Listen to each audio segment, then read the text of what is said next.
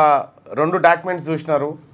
ఒకటి రాజకీయ పరంగా అవకాశాలు ఎట్లా కొల్లగొట్టుకుపోయారు ఒక వర్గమని, రెండోది జ్యుడిషియరీ వ్యవస్థలో ఎట్లా సెటిల్ అయ్యారు వీళ్ళందరూ అనేది రెండు అంశాలను మీ ముందు చూసారు. సో అందులో నిన్న జ్యుడిషియరీ వ్యవస్థ అయితే మొన్ననేమో పాలిటిక్స్, ఇక రేపు మరొక బాంబు మీ ముందుకు తెస్తాం.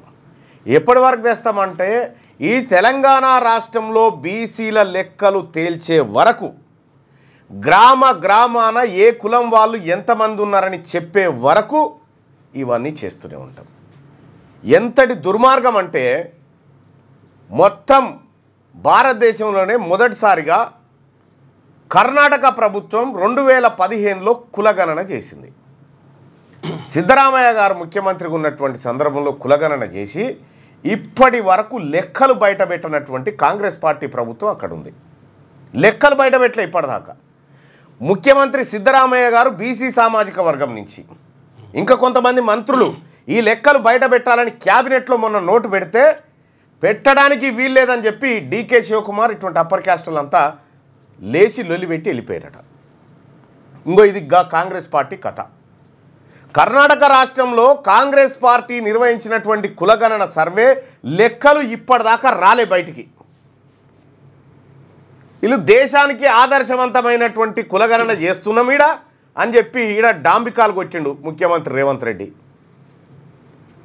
మరి ఈ రెండు రాష్ట్రాల్లో జరిగినటువంటి, ఇక్కడనేమో తెలంగాణ కులగణన లెక్కలు అవకతవకలు, అక్కడనేమో చేసిన లెక్కలు బయట పెట్టే పరిస్థితి లేదు. ఇక్కడనేమో అప్పర్ క్యాస్ట్ ముఖ్యమంత్రి, అక్కడనేమో బీసీ ముఖ్యమంత్రి ఉండి బీసీ ముఖ్యమంత్రిని బెదిరింపులకు గురి చేస్తా ఉండి డీకే శివకుమార్. ఎప్పుడైతే కులగణన నివేదిక బయట పెట్టబోతా ఉన్నామనేటువంటి మాట సిద్ధరామయ్య గారు చెప్పారు, వెంటనే డీకే శివకుమార్ గారు బీజేపీతో టచ్లోకి పోయిండు, ప్రభుత్వాన్ని కూలగొడుతురు అనేటువంటి చర్చకు తీసుకొచ్చినాడికి. అంటే వాళ్ళకి ఎంత కుట్ర చూడుర్రి, ఇన్ని రకాలైనటువంటి కుట్రలు ఉంటాయి. బీసీ ముఖ్యమంత్రి ఉన్నా వాళ్ళు డామినేట్ చేసి బెదిరిస్తారు, నీ ముఖ్యమంత్రి పదవి పోతుందని. ఇక్కడున్న ముఖ్యమంత్రి ఏమో బీసీలు ఏం పీక్కుంటారో పీక్కోరు, నేను ఇట్లే చేస్తాను రేవంత్ రెడ్డి అంటాడు. ఇది కాంగ్రెస్ పార్టీ కులగణన పైన వాళ్ళ నాయకుడు రాహుల్ గాంధీ గారి ఆలోచనకు ఇక్కడ జరుగుతున్న ఇంప్లిమెంట్కు పరిస్థితి చూడండి. ఇంత ఘోరం ఉంటుంది ఆయనన్న. మీరు మా లెక్కలు ఎట్లాగో చెప్తలేరు, అందుకే మీ లెక్కలు చెప్దామనే మీ లెక్కలు ఎంటబడ్డం. అత్యంత దుర్మార్గంగా ఈ వ్యవహారం చేస్తూ ఉన్నారు. నిన్న నాగర్ కర్నూలు కేంద్రంలో బీసీ ఉద్యోగస్తులు, టీచర్లు, ఎంప్లాయీస్, ఆర్టీసీ అందరూ వచ్చారు. అందరూ వచ్చి సమావేశం పెట్టి మన వాటా ఏందో తేల్చుకోవాల్సిందే, సావో రేవో అనేటువంటి నినాదాన్ని ఇలా అందరూ బయటికి ఎత్తుకుంటా ఉన్నారు. అంటే ముఖ్యమంత్రి గారు ఆంధ్ర పాలకులు తెలంగాణ రాష్ట్రాన్ని వదిలిపెట్టి పోవడానికి ఇష్టం లేక ఎన్ని రకాల కుట్రలు కుతంత్రాలు చేసిరో, వాళ్ళ కుట్రలు కుతంత్రాల ముంగట నీది చిన్నది చాలా. దాన్నే ఆ కుట్రలను కుతంత్రాలనే తెలంగాణ గడ్డ ఛేదించింది. నీ కుట్రలు చాలా చిన్నవి. ఏం ఆదర్శవంతమైనదో చెప్పు నాకు. ఏ గ్రామంలో ఎంతమంది కులం వాళ్ళు ఉన్నారని చెప్పినవా? క్లారిటీ లేదా? పోనీ సర్వేనన్నా పూర్తిగా చేసినవా? చేయలేదే. మరి మీకెక్కడిది ఇది? ఈ బీసీల గురించి మాట్లాడేటువంటి హక్కు, నైతిక హక్కు రేవంత్ రెడ్డి గారికి లేదు. ఈ కులగణన సర్వేలో ఫెయిల్ అయిపోయినటువంటి ముఖ్యమంత్రి రేవంత్ రెడ్డి గారు తక్షణమే రాజీనామా చేయాలి. ఈ మెజారిటీ ప్రజల ఆకాంక్షను విరుద్ధంగా వ్యవహరించినటువంటి ముఖ్యమంత్రి రేవంత్ రెడ్డి గారు తక్షణమే రాజీనామా చేస్తే మంచిది. ఇక జాలు, నీ పరిపాలన జాలు అనేటువంటి పరిస్థితికి వచ్చింది.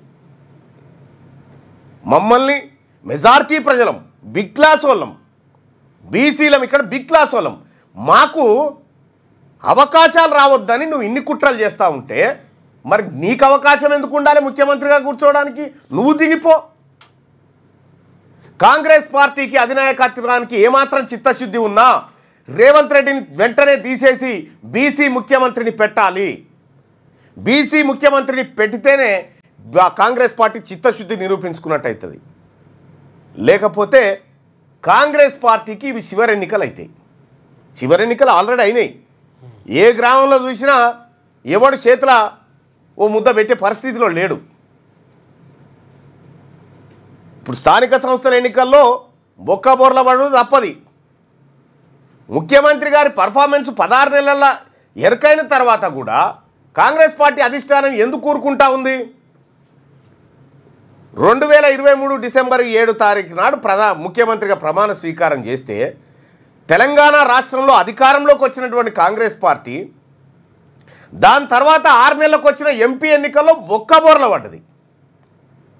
17 స్థానాలలో సగం స్థానాలను కూడా సాధించలేకపోయింది. దాని తర్వాత జరిగిన ఎమ్మెల్సీ ఎన్నికల్లో నేనొక్కరిని గెలిపించిన కాంగ్రెస్ పార్టీని ఆ ఎమ్మెల్సీ ఎన్నికల్లో వీళ్ళందరూ కలిసి ఓడగొట్టాలని చూస్తే ఈయనపై ప్రచారం చేస్తే ఉన్న 2 ఎమ్మెల్సీలు బీకినాయి. సో ఈయన పర్ఫార్మెన్స్ ఏందో పక్కాగా బయటికి వచ్చిన తర్వాత ఈయన ముఖ్యమంత్రికి అన్ఫిట్ అని అర్థమైన తర్వాత ఇంకా ఎందుకు విస్మరిస్తూ ఉన్నారు ఈ అంశాన్ని కాంగ్రెస్ అధిష్టానం? మా బీసీ ప్రజలకు ఇచ్చినటువంటి హక్కులను నెరవేర్చకుండా ఏమైనా నోటిఫికేషన్లు వేస్తాం, బీసీల సాగుర్రి మేము ఆడ తీర్మానం చేసి కాగితం బయట వారేసినాం అని చెప్తా అంటే చూస్తూ ఊరుకోవడానికి బీసీలు ఏమన్నా చేతులు కట్టుకొని కూర్చురా? నీ కుర్చీ గుంజేస్తాం బీసీలం. 42% రిజర్వేషన్ అమలు చేయకుండా నీవు నోటిఫికేషన్లకు పోయినా స్థానిక సంస్థల ఎన్నికలకు పోయినా గ్రామాన తరిమి కొడతారు బీసీలంతా. ఆ పరిస్థితి తెచ్చుకోకండి, ఇచ్చిన మాట నిలబెట్టుకోండి. ప్రధానమంత్రి దగ్గరికి లెటర్ రాస్తేవి ఎన్ని రోజులా లెటర్ రాసి అపాయింట్మెంట్ కావాలని ఇప్పటిదాకా పోయినావా? ఏమైంది? ఫాలోఅప్ చేసినావా? చెయ్యవు నువ్వు, ఎందుకంటే నీకు ఇష్టం లేదు కాబట్టి. ఇదంతా ఒకటే ముఠా, దొంగల ముఠా తయారైపోయింది.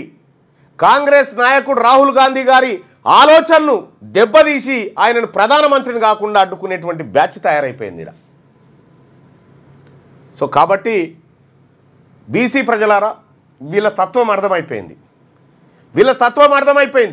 కాంగ్రెస్ పార్టీని రేవంత్ రెడ్డి నాయకత్వంలో ఉన్నటువంటి పార్టీని బొంద పెడితేనే వీళ్ళకు సిగ్గు శరం వస్తుందిగా, లేకపోతే రాదిగా. ఆ రోజులు త్వరలో రావాలి. బీసీ ప్రజలమంతా ఇలా ఒక్కతాటి మీదకి వచ్చి మాట్లాడుతూ ఉంటే అంత చులకనైపోయిందా మీకు? యుద్ధం స్టార్టే. మేమేం వదిలిపెట్టడానికి సిద్ధంగా లేము. నీవు జానారెడ్డి ఆడేటువంటి ఆటలకు చూసుకుంటా కూర్చుంటామా? మీ రాజకీయ సమాధులు కట్టం, ఖచ్చితంగా గట్టి తీరుతాం. ఇప్పటికిప్పుడు రాజీనామా చేసి కొడంగల్లో గెలుపు చూద్దాం.